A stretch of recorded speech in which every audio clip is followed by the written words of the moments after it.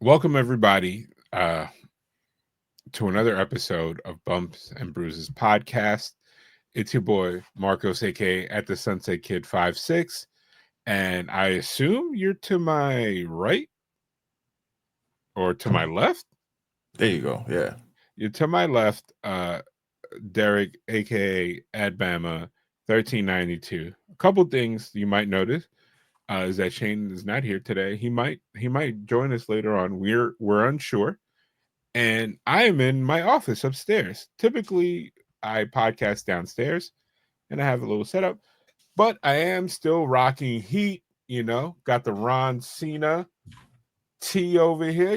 Trying to something light, Good something light, choice. Mm. and yeah. How you been, Derek? Good, man. Day closer to trying to see if I can see Cena, Okay, So we here for it. We just letting those yeah, days tick down. yeah, man. But let's get right in, and we got a little bit of wrestling to cover here. We had SmackDown, of course, last Friday, and it's your typical SmackDown. They had the pre-arrivals, and then all of a sudden the show opens up with Randy Orton and Cody. Cody, of course, comes out second. Uh, actually, I'm incorrect. Cody's music hits as soon as they pan to the crowd, and the crowd of the Kingdom of Saudi Arabia goes crazy. We were talking about this because we saw this live, that this crowd is insane. They make us look unpatriotic, even though they're not in the same country as us. Yes. You would have never thought that there was a war happening, um, like, I don't know, 5,000 miles away. I'm not sure. I'm horrible at geography. So it was somewhere. The U.S. was in quote unquote ceasefire there. But anyway, I digress. So Randy Orton comes out, and then the feed cuts out. Right before the promo is good, 30 minutes later, the feed comes back. For those of you that watch it at its regular time, that was not a problem. You didn't see anything. For those that watched it live, like us, because we like to be cool and use VPN to do stuff, 30 minutes into it, we're in a backstage segment. Michael Cole, Wade Barry come back, and they're like, hey, we apologize for the issues. Anyway, Solo Sikoa is backstage with JC Mateo. He talks about like JC Mateo, who's looking like a goof these days, taping up his fists, talking about like, I'm gonna take care of the Fatu problem. And it's like, man, sit your $5 ass down before we make some change. And then of course Solo's like, no, I'm gonna talk to them, and no, he's like, no, he said he's gonna take care of the Jimmy Uso problem, and then he said, no, let me talk to him. So he comes out, uh Jimmy Uso surprisingly loses to JC Mateo. What is your thoughts about that? Like, what is going on? I Bro, immediately knew that that it was kind of like Jason Mateo's too new to lose, and they're trying to build him for something, even Mhm. though every time he stands next to the other Samoans, because although Jason Mateo or Jeff Cobb is Polynesian, Mhm. he's not related to them. He looks small because he's Yeah, he Pinoy. is. I believe he is a Filipino. And He's tiny yeah, compared to he's a big everybody else. man. He's a Yes. big man. He's a Yes. brick wall. But in terms of stature, he's It's not a the tiny same. man next to them. Yes. And Um, and it's crazy to have your heater that's smaller than you. But then again, we've seen it live in person where The Rock, the Dwayne Johnson, all mhm. 6 foot what 5 or whatever of his ass, walking around with bodyguards half his size. But hey, so again, I cut you off. What did you think about that? Man, I'm not gonna lie. I am tired of seeing Big Jim take some L's. I need him to get on a little winning streak of Mm-hmm. some sort. Um, cause yeah, man, like it's Jimmy. Like, come on. Like Man, it's like it's that's who Jimmy, they were gonna dog. that's who they were gonna push. Like out of Jimmy and Jay, Jimmy was gonna get the push. You know what I'm saying? But Jimmy got hurt. So I mean, I don't know. Put some respect on that man name. That's all I'm gonna say. I mean, that's Put Big some respect Jim. on it. Like man, the pandemic and all this stuff, like everything wrestling related runs together. Yes. Wasn't it the promo that Roman says that nobody cared about Jay? It was Jimmy that they all liked? Or I was it the believe other way so. around? I believe that was it, and that was before Main event the Jay. injury. Yeah. And man, Who so this is? Jimmy takes the loss. Jason Mateo comes up, and then they try to make short work of Jimmy. They put the boots to him, and then Fatu comes out, kind of shows a respect thing to Jimmy, but they can tell they're like kind of odds. And then we got a backstage segment with DIYs trying to recruit the entire tag team division versus the Wyatt six. I think it's SICKS, so it's not six anymore. It's six. I don't know, man. They sound the same. Yeah. And then something happens, and then Andrade gets into Aldis's face after arguing with Gargano, and they were like, you know what? You're gonna face find a tag team partner. You're gonna face DIY. And then they show a video package is Zelina versus Julia. And so basically they set up a tag match for later. And then we right now have Zelina Vega versus Julia. And what happened to be maybe like a 4 or 5 minute match, Julia connects with her running knee, hits her in the face, and then Northern Lights bomb, which is her finisher. 1, 2, 3. We have a new women's United States champion. I was ecstatic. I know you're a fan of Zelina. I am not a fan, like in per se. Like, I don't dislike her. I just thought she was a better manager than she is in ring, especially since she's going away from what she was. Like, I felt like she's copying Mercedes Moné's style. And I guess, maybe she took it upon herself that she's not there anymore, so she could kind of like do some symbiotic morphing of her costumes and everything, which is kind of weird. But hey, who am I to yuck anybody's yum? I know you like her. What do you think about that? Like, what do you think about? I honestly think it's the best move for the title, because I think now we could get Julia versus Chelsea Green, and possibly Chelsea turns face, which is something we need, because Zelina is kind of a weak face. And I think Mia Yim and I forgot her name. BFAB. I think they're gonna do the tag team thing. That's what I think is gonna happen there. So, what was your thoughts? Was Zelina, did she need to rock more with that title, or was it enough to like? Because I think they're gonna hot potato this belt between workers. Yeah, I mean, I'm glad that the women have mid-card titles. I was happy when they finally got the tag team belts, because I'm like, to only be fighting for 1 or 2 belts in your division sucks. Because that means a lot of y'all aren't getting any type of shine for real. For real. And then you get those weird storylines that it's like oh, jealousy.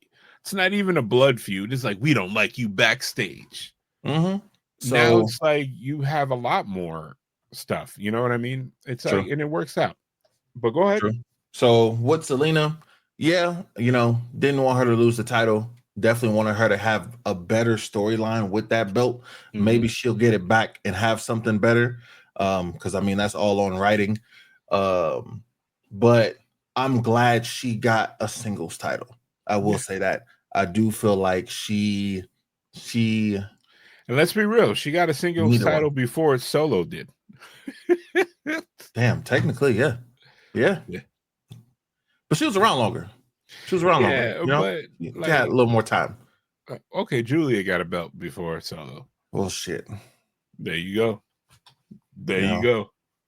No, technically, if you want to get technical, Julia, he did have he didn't North have American. A singles title. He had North American. I mean, I'm talking main roster, baby. I'm talking main roster, baby. He was on the main roster. So do you not count that for Dom? Dom was main roster and held it. No. Solo Sikoa won the NXT title and then came up and then went back down. No, he won the North American title. while he was with the Bloodline. They just never put it on TV. They never had him come out with the No, belt on he was the TV. champion when he joined the Bloodline. He didn't win it while in the Bloodline. I thought he went back and won it. No. You know what? If only we have Super when did Solo Sikoa win Sikoa. the North American Championship?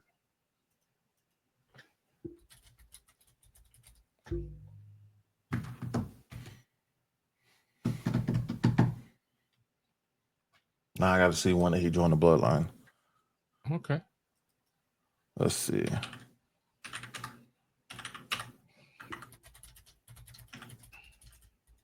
Okay. All right. IT fingers, bro. Yeah. He joined the Bloodline. God damn it. I was right.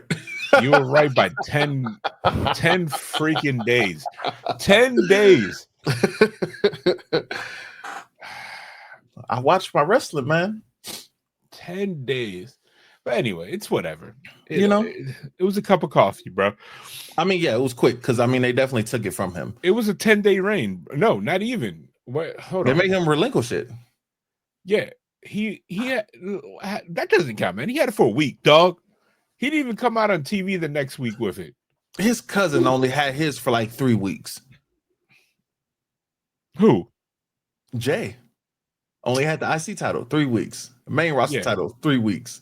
Yeah, or but 3 months, something like that.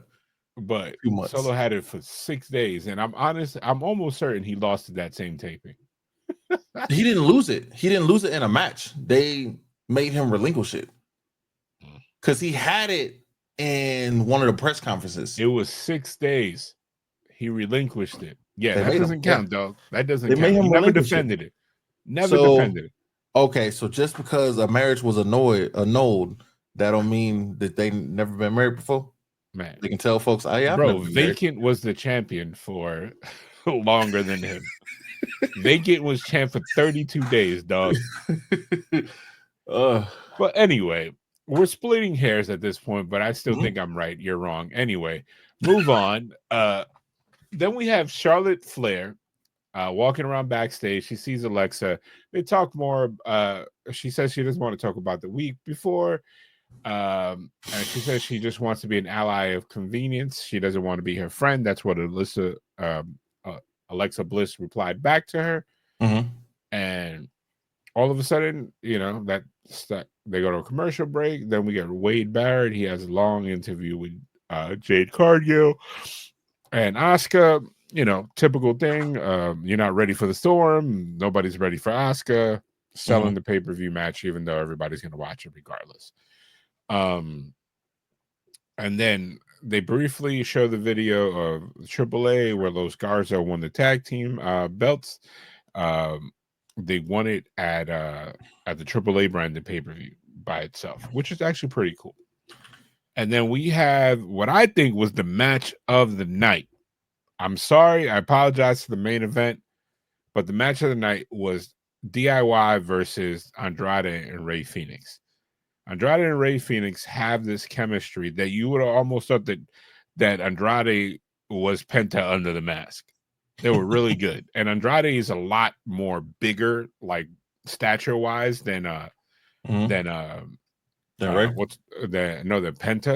Oh, so it was giving us like, you know, heater versus high flyer vibes, you know, partnership. And they won. And it was a really crazy match because the crowd was into it. Like the crowd was, I don't know if you remember, they were really crazy.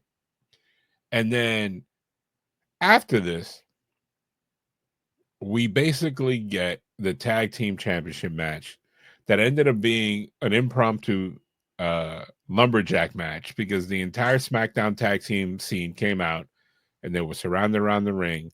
And then it was a no contest because they started hitting the Wyatt Six.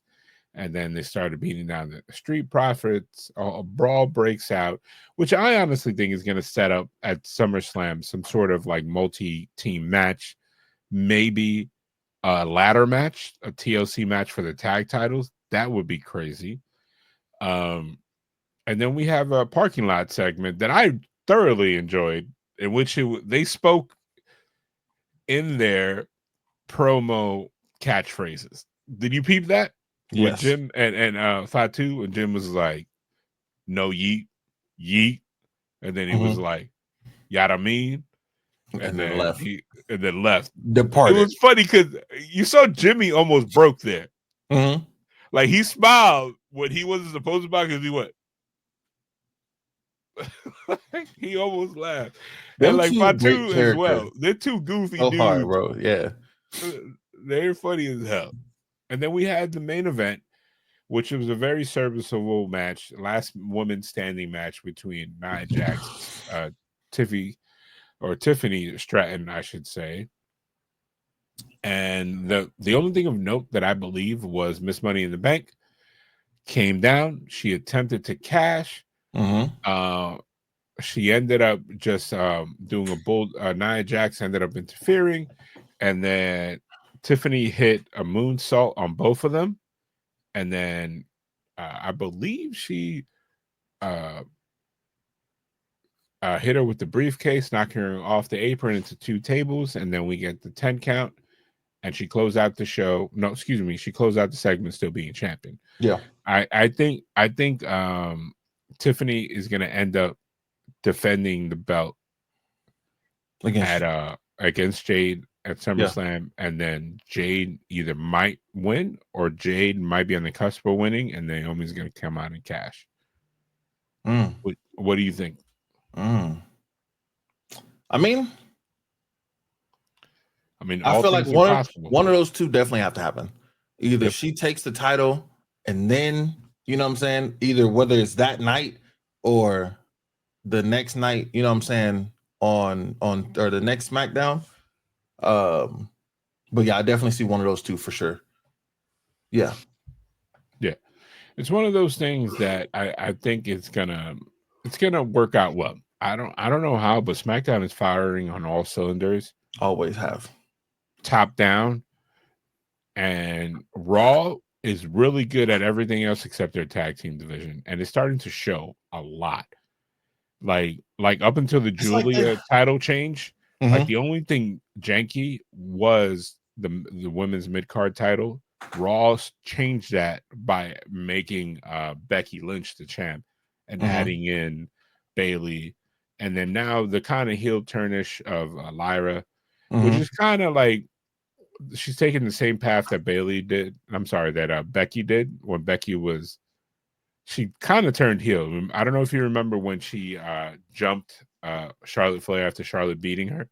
That's kind of like, and then, but what made her the main eventer was the punch heard around the world. So, yeah, and then we get, of course, at this point, the pipe bomb John Cena promo. Excuse me. The John Cena comes out, and then Punk comes out as vintage John Cena, and it was awesome. I went and rewatched it, the feed the feed that they got in the US later on, and they edited the line that CM Punk flubbed, so it came out better. Yeah. But in live, it was cool, but you could tell Punk has never done anything like this because he looked uncomfortable at times. But he stuck the landing. Like, I think if they would have just came out and he would have just done the whole shtick and then just cut a normal promo, that would have been fun. But he chose to rap. Insert cringe right there. It was funny though. It was funny hearing the word life music that we thought we were gonna get with Cena going heel was good. Yeah, it was. And of course, that all led us to the daytime pay-per-view that is Night of Champions. What do you think? Night of Champions went exactly how I thought it was gonna go. Outside of me wanting with the first match, me wanting Randy to win. It went exactly how I wanted to go. So I feel like it was a good pay-per-view. Okay. It was a good pay-per-view, top down. Like I think the Cena match was a lot better than I expected it to be, honestly. What about you? Did you expect it to be more or less? It was longer than I thought it was gonna be.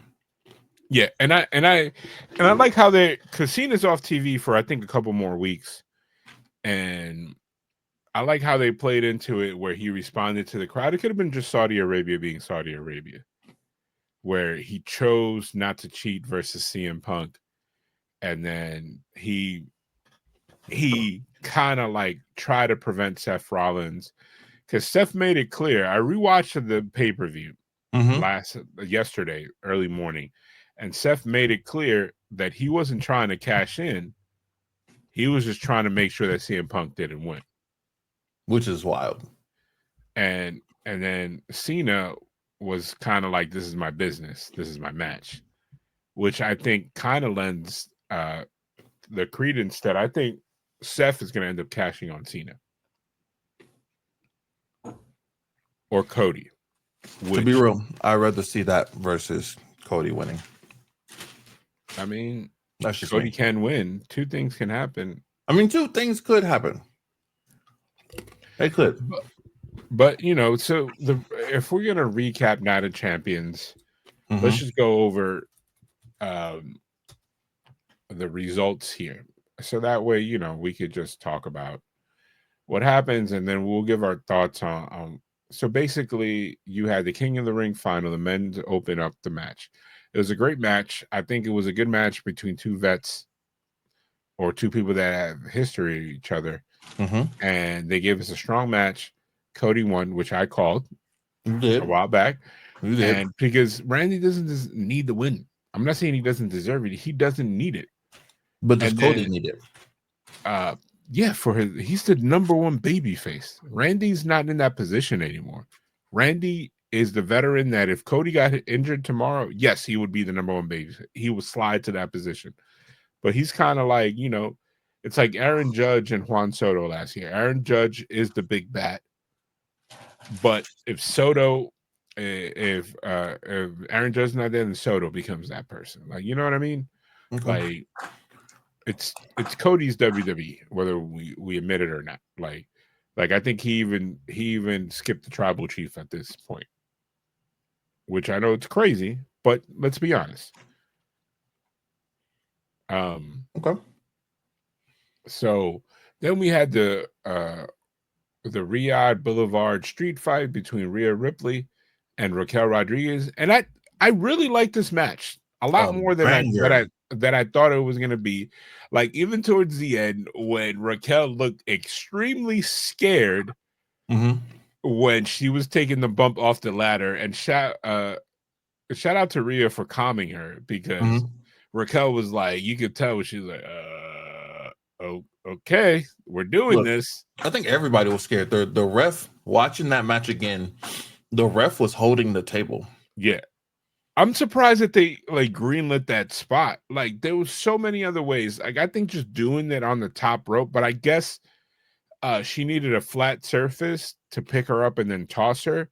But it's like just do it off of the announce table onto a table or something and then put it in the ring and then pin her. Like, you know what I mean? Like I know that they did it because they wanted to have the finish right then and there, like 1, 2, 3, pin her. Yeah. But it was so good though. That was a good match. It that might have been like the best match that night. Yeah, like and they look great. They were talking about Rodriguez's victory over Rhea in the last man standing match in NXT. So they had the history, the story, and then Sami Zayn was the next match versus Karrion Kross. It was a good match, but I felt like Karrion Kross was holding back. Like I don't know if he was trying to sandbag Sami, but like you could tell that like something was happening. Like I'm not saying he's leaving, but I felt like it was a situation where he realized that he was not going to win, but the crowd reaction was like, no, we should definitely call an audible here. But it's like, I'm sorry, bro. Sammy's is in Saudi Arabia. He's an Arabic speaking individual. Yeah. that has a Middle Eastern background, That's he's where you home. go over. That's where you go over. Yeah, True. he's home. I'm not And gonna lie. If it was stateside, I definitely would have wanted to see Carrion win just to push yeah, that storyline further. yeah, but I still think that they are pushing it based on Oh what yeah. happened on But what Monday Night happened? Raw. Mm-hmm.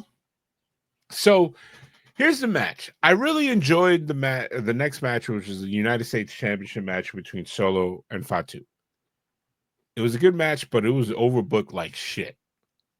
Like, how many people does it take for you to get one victory? It was was it a no disqualification match? No, it was a regular match. That's why Regular match. Mm-hmm. that's why they had to do the interference that they had. Like they couldn't, because I'm like, man, just bump the ref and then do what you got to do. The only disappointment that I had is that Hikuleo, unknown individual at this point, is I don't understand, man. Like, why is he chubby? Like, I don't know if he's. I'm a big man myself, but it's like I know the type of athlete that he is. Mm-hmm. Like, and I also know the big man deal. Anytime you're wearing black, it's because they want to make you seem slim. He got the arms and everything, but he's not built like Jacob Fatu. He's not built like Solo. Like, I remember seeing him, he was skinny. So I don't understand. I guess maybe when you bulk up, he's not cutting yet. Like, I feel like he's gonna wear a t-shirt while he wrestles, or he might go Solo Sikoa. I don't know. What do you think? I think he's gonna be a solid addition. The For match sure. could have been a little bit better. What do you think about it? So excited to see him nonetheless. He probably is bulking before the cut down. I feel like that makes more sense. I'm hoping that's what it is, and not, they pulled some Vince shit and they were like, oh yeah, you need to be bigger. You know what I'm saying? Because Vince was notorious for that one. I'm excited to see the new face. I'm excited to see the one Tonga that was like, where the hell is he? So I saw a post that I don't even know if it was actually Jacob that did it, that posted him and Tangaloa. So you think they're gonna split the brothers?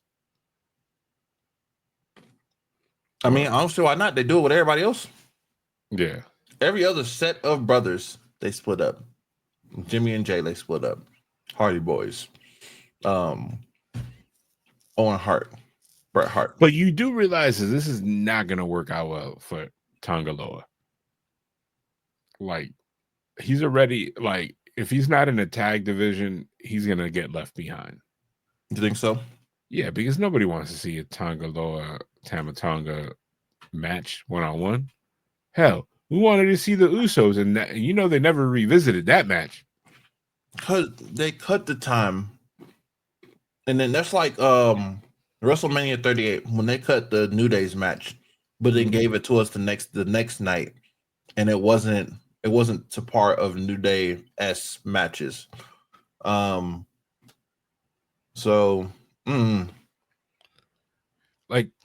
I know Tangaloa knows how to wrestle. He's in the WWE. You don't get called to the big leagues just because. But it's like, man, the internet does not like that, man. And I don't know why, dog. It's a brutal, real place, man. Yeah. So, your favorite match of the night, Asuka versus Jade. And shout out to Jade. Shout out to Asuka, because she made Jade look like Jade has been wrestling for years. It wasn't the greatest match, but Asuka damn near tried to make it a 5-star match with her. I mean, Asuka's a vet. I mean, if you're putting somebody new in, which Jade is new, even though she's been, in AEW and everything else, she's still new to the game. Putting her with a vet like Asuka was the perfect thing. Okay. The internet wanted to talk so heavy about how the finish went because she did her little move, but it was like they were both off balance or whatever, or she just didn't sit at the right spot. Yep. To where she fell. But I'm like, yo, shit happens. Like, that's a a simple misstep versus, something that could have hurt somebody, Yeah. and everybody wanted to dig on her about it. And I'm like, bro, just chill out. Like, it was a good match. Yep. So the main event of the match of the Main pay-per-view, event of the night. CM Punk versus John Cena. That was a really good match. It Like, was. it didn't hit me until I was like, man, these guys are in the later stages of their career. They're old as fuck. And I That's was what like, you're oh, trying to this say. might not be good, especially track records of veterans in Saudi Arabia is not good. Listen, they're Like, old. this is the best possible way. It could have been this, or it could have been Undertaker Goldberg. I'm so glad it wasn't that. Yeah, it could have gone. All it needed is somebody to tweak something, but CM Punk is known for them ankle injuries now. Yeah. And when he picked up Seth for that go to sleep, I was like, ooh, this is giving shade to AEW. I don't know what's gonna happen. So I'm glad the match went the way it went. I'm glad it was a lengthy match versus, something quick, which is what we've seen Cena's last 2 or 3 matches that he's had. So I think it was a good little farewell. I feel like they could revisit and have. I don't think. You don't think so? I'm doubling down. I don't think they're revisiting. I think everything is like but the way he lost though. I think especially or is it gonna be a Seth feud? Yeah, you saw Monday Night Raw. He didn't mention Cena at all. I know he hasn't cut a promo, but he could have come out and said, like, when Jackie was in the back, he could have been like, Cena, you're next too, or blah blah blah. Like, I don't know, man. I don't know. Or maybe it's a multi-man match, everybody versus Cena, like a Hell in a Cell, or an Elimination Chamber. We need the red cell. We need the red cell if it's a Hell in a Cell. Everybody that's been wrong gets a title shot that night. What is everybody? Everybody that he's dealt with this year. That could be crazy. Have an Elimination Chamber. I'm gonna call Wade Barrett. I'll call him. All right. And then, first of all, a couple takeaways. Punk broke out the octopus, a submission by his wife AJ Lee. The chemistry with them is still amazing. They're not as fast and young as they used to be, but they understand how to work. Good. They understand what works and they understand what doesn't. And this is the difference between spot heavy matches and matches that, like, I think in the States this would have had an amazing reaction to. Yeah, and then, I mean, it's Cena and Punk, so I mean, you can't go wrong with that. You know what I'm saying? Even with whatever finish would have happened, you can't go wrong because it's Cena and Punk. It's 2 of the biggest names in wrestling. They chanted Punk's name for 10 years. Yep. And he said he was never coming back. Yep. So I think this pay-per-view was actually pretty good. Like, typically these pay-per-views are like nostalgia things, but like these last couple of years, they're like, nah, we're showcasing, because I know you don't like him, but Logan Paul. Okay. I was like, where are you going? Logan Paul gave us a banger of a match with Roman Reigns that one year. Oh yeah, that's they're using the top rope. Oh god, they're using like this pay-per-view to like either do one-off feuds or to like see who's up next. Now, of course, as we always end our week with Monday Night Raw. Yes, sir. This was out of Pittsburgh. It was an early clip because it started at 6 because they taped SmackDown right after. So that's why. Yep. Now, they got a double feature. That had to be great. Yeah. They got some AEW shit. Yeah, but relevant shit. Like I looked over the spoilers and it was pretty good card. We had he had a return and it was pretty good. So can't wait to see it. Rhea comes out, opens up, and immediately they're in Evolution mode, because Evolution is like less than 2 weeks away. And yeah, about a week and a half. Yeah. Ish. And then all of a sudden it was Rhea comes out and she calls out Io. Io's like, yes, let's fight for the belt. And they're like, locked in. We got our main event. Let's go. Keep it moving. What's next? It's like, and then all of a sudden Dirty Dom is in the back. And that segment, the more I watch it, the more it makes me laugh. AJ Styles and Dom in the back, and he's like, I got a note. And he's like, let me see that note. And before Dominic was going to say something like, you need glasses, AJ's like, pulled out the glasses. He's like, yep, it still says here you're a bitch. You're a punk ass or something like that. That shit was hilarious. I can't wait. The anticipation of them wrestling each other is mind-blowing at this point. Like, I think they're gonna put on a banger, and I think the fact that they're waiting, and I'm even cool with Dom dropping the belt because it's AJ freaking Styles, bro. Like, come on. I mean, everybody didn't drop their belt so far, so I mean, you know. And I think, hey, you know what? I'm a speaking into existence. I think if he doesn't have that belt, it opens him up to something else. I'm here for it. I feel like he should have been in that feud with Cena already because of the history they had, you know, before Cena, you know, rolled off to the sunset. So, but hey, I don't know. Maybe AJ does get a match. Who knows? But now the low point of the Monday Night Raw, I know for that you, was bullshit. Judgment Day versus New Day. The match was good. Don't know what the booking is about. Listen, the New Day dropped the belts. Dominic came out. They celebrated. Everything is coming up Judgment Day. It's like 2023 all over again. They got all the belts. For what though? What's the point? I don't know, man. Like, why? Like, listen. First off, why'd y'all book the New Day like that? Y'all gave them a heel run and did not let them do anything. I don't know, man. The only thing I can say is trust the process, even though the process has let us down. This process is multiple times. Multiple times. But what? But listen, you know, we already know how you feel. New Day rocks. For sure. All day, you know. But hey, it is what it is. I'm never gonna get them side plates. I can't find a good picture. They ain't dropped on shop. They're gonna give you plates. They're gonna give you plates. That's a lie. I don't even believe that at all. I think they're gonna give you plates. And then you know, we get a match that's setting up pretty much a three-way between Becky Lynch, Bayley, and Lyra Valkyrie. It was decent, and then we get I'm not even gonna address the Goldberg video. It's whatever. You don't want to talk about it? Nah, man. I mean, like his highlights and all this stuff, but it's like he's gonna be your next champion, man. I'm just trying to tell you. Whatever. Sheamus is preparing for his match against Rusev. He high fives, blah blah blah. You saw somebody was missing from backstage, right? Who? When he high fived.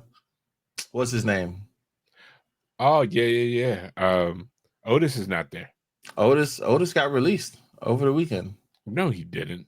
Yeah, Otis got released. They said that he's not. He got pulled off of the active list. Ergo. No, it says he's not released. Been reports of him being removed from the active roster. Reports are saying that he's dealing with elbow injury that may require surgery. Boom, beam. Where's Kevin Owens? Is Kevin Owens on the active roster? No, Kevin Owens hasn't been on TV. But is he on the injured list or is he still on the active roster? It don't matter. I'm just saying. He's not gonna get released, dog. I don't think Otis. I hope not. I love Otis, man. I ain't gonna lie to you. But then after that, you know, we get what is funny as hell. Like it leads us to a funny segment later. Chad Gable is talking to his troops, and he basically says, "I'll be going to surgery." He's like, "Hold it down," and then, Adam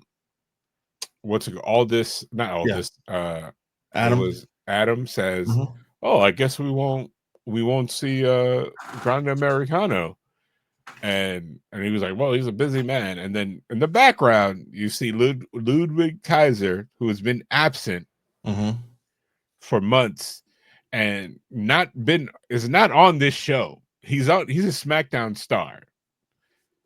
Pull up and it's shown lurking, and then we get the weirdest cross promotional video before the Rusev Sheamus match about Jurassic Park.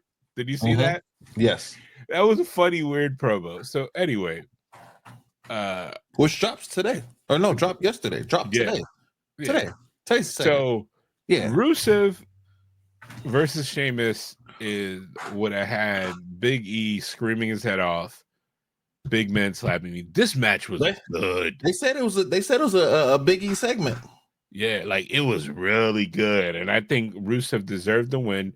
They have like great chemistry, honestly, and I'm for this feud. And then all of a sudden, right after, you get another segment with Jackie Redmond with Ivy Nile, and she's talking about she's going to be in the Battle Royal at Evolution because again they're setting up the Evolution card, and then all of a sudden we get a 6'4" El Grande Americano, little slim, little slim, man. Oh man. And then Jackie Redmond says it could be Ludwig Kaiser, and then she says no comment, and then they're stunned and they walk off. Which, two things, it was funny. Number one, it means that they know that Chad Gable in character is American made. It's a Grande Americano, and they were shocked as to why Ludwig Kaiser was imitating him. And the no comment, that was a good segment. And then I can't wait to see what comes from it. Because me neither. It's gonna be funny. Has to come, you know. So, and then you know what? Nah, it's not gonna happen. Maybe. What you think, man? If this was maybe you get Grande Americano versus Grande Americano, Taker versus Taker. Are you over here talking? You over here talking about SummerSlam '94? Yeah. What is his name? Sin Cara versus Sin Cara. Yeah. Give us that, bro. I'll take that'll be funny as hell. That would be hilarious. Jackie Redmond, I would not interview with her. Every time she interviews somebody gets their ass whipped. Sami Zayn, before he can let out anything, he gets hit with a pipe, dog. He gets piped down. Pause.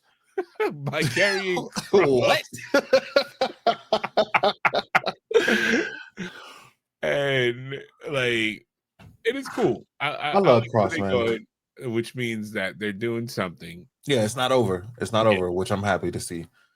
And then of course, boy, you get Gunther addressing Goldberg, and then you get Burn It Down.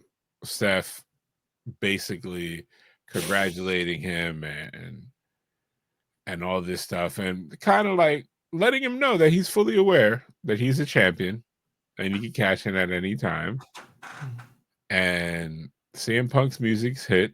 I think the only person that got affected by this segment was Gunther. It was Gunther. Yeah, for sure. He got bitched by Seth, and then Punk shoves him down to the floor. He's like, "What the hell? I'm not even." He didn't even get up fast. He stayed down. I'm like, I was like, this is not a good look. It's not a good look, man. But you know, we all know that the ring general always comes back, and then we got LA Knight jumping Seth after he ran from CM Punk, and then CM Punk getting into it with LA Knight in the background, in the backstage, which I thought was dope. I could definitely see them going back and forth promo wise. And then that'd be fun. And then I don't know if you peeped it. We get another segment with the Judgment Day Clubhouse. Guess what's back? You saw what's back? The PS5? Yeah. The PS5 was in the back. Like they had it on the TV. At least they had a graphic for it. I don't know if the PlayStation was there. I wonder who that actual PlayStation is. Like you think it's one of the wrestlers? It's probably Dom's, bro. Yeah. I was like, come on now. He known for the PlayStation products on WWE TV. So yeah. It's funny. It's funny. They do this whole thing and Roxanne Perez is nominated for the tag belt, and they're like, all right, we're gonna make this a four-way elimination match. And if they win, they'll remain tag team champions. And then they do the whole thing where they vote in her. Roxanne. And then she's like, I'll do anything you need me to. And then she's looking at Dom, and Dom is like, which is hilarious. Dom's the real woman's champion. Yeah, he legit. He is the pen that books. If you with him, you win. And then we get a match that ends in a brawl, and so the match doesn't really get off its feet. Lyra and Bailey brawl to the crowd, and man, the Pittsburgh crowd let them have it though. But it's all good. Then we get LA Knight versus Seth at Saturday night's main event, and then we talked about CM Punk and LA Knight interacting, and then we get Braun versus Sami Zayn and Penta. Man, this match was way better than it needed to be. Yes, it was. Like Penta out here, like, yo, when he jumped off the stage and jumped onto them, I was like, oh, okay. No, that was a Night of Champions, excuse me. But no, Penta, like, I didn't realize that these four men have this great chemistry. And then, of course, Sammy loses with the spear. The way it was done was really good. Now it makes sense why he won, because they can't have him lose back to back. And I think they're still protecting Penta. And then at the end of the day, when they were about to do tsunamis on everybody, everybody gets a tsunami. You get Jey Uso, so I guess Jey Uso's involved in this. But like, who's he have a beef with? Is it Seth, or does he have a beef with Braun? Like, what's happening here? What are your thoughts as we finish out Monday Night Raw? Lord have mercy. Shit, I don't know who you have beef with. I mean, he got history with Braun. So I mean, that's a whole thing that could be a factor. I mean, I feel like it can go either way, or it could just be him saving Sammy, because that's his boy, you know. So yeah, it could not be a beef, and it could just be him saving his brother from another mother. I feel like you put Sammy with anybody on like a tag team or whatever scene, and he gonna cook. That's why him and Penta, that shit was just so smooth on Monday. So do you think that Jey Uso is gonna eventually take Penta's spot? Like, who do you think is gonna be written off? I mean, everybody talking about Jay going back to the tag team scene with Jimmy, so I feel like he might not take Penta's spot. Okay. You know, all right, because Penta has a feud with B&B Security, because that's their name for me. B&B Security. you don't like Braun? Braun. So he got heat with them right now, and Jay doesn't. So I feel like that should stay. Hopefully, that's how it goes. So we'll see in the oncoming weeks. Yeah, hopefully that's what happens. So, week of TV is over. We're not going to talk about the spoilers. I do have some quick results from NXT. Let's talk about it. We had a great match between Joe Hendry. He defeated Wesley. Shout out to Wesley being back in the ring. Miles Bourne versus Lexus King, doing great things. Then we had Lady Reed defeated Tia Hall, proving ground for women's wrestling. And then we had a tag match. Paisley and Dame defeated Sol Ruka and Zarya. And we had a number one contenders match. Yoshiki Inamura defeated Jasper Troy for the number one contenders match. And it's going to be Oba Femi versus Bushika Inamura, which I honestly think that is a bigger threat for Oba Femi's title, because it's always the ones that you don't suspect. Like, you're like, oh, it's another short work victory. But, Yoshiki Inamura is a big boy. I can see him taking the belt. You know what I mean? Like, the guy, he's 6 feet, but have you seen how he looks? He's not a small guy. Not at all. and you know he did good things versus when he was tagged up with Josh Briggs. Like honestly, I think it's one of those things that Jasper Troy, he's a big man, and he beat him. Oof. Like it's gonna be one of those things. Like go watch that match. He like was picking him up and slamming him like he's nothing. And I can see him hitting his finisher on Obafemi. Like, have you seen his finisher, the hesitation splash, where he like rocks the rope and then he jumps off? It's like almost like Sonic when you're like charging up to do it. It's a pretty cool move. I'm gonna have to check it out. Like I think I think NXT is always killing it. I think they're doing a slow burn with what's it called with the women's division. I know the old girl from NXT. She has not had her first TV match. I think they're doing a slow burn to bring her on TV before she takes over.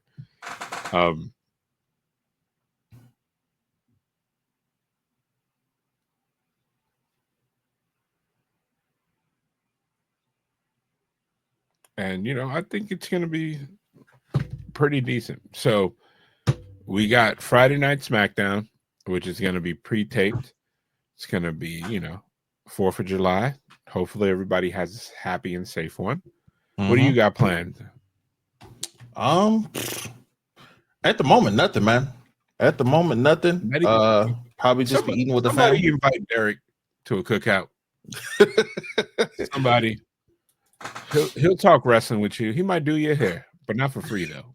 Not for free. Nah. Not for free. I'm still trying to convince him on a daily basis. What is it? Everybody got a price. Yeah. Listen, my price is just not free. You know, something to contribute to the cause. Yep. But yeah, once again, thank you everybody for joining us for another Bumps and Bruises podcast. We'll be back with you next week, like always, with more discussion. A wrestling pod by wrestling fans for wrestling fans. So again, it's Marcos, aka At the Sunset Kid, Derek, aka Bama 1392. We appreciate y'all.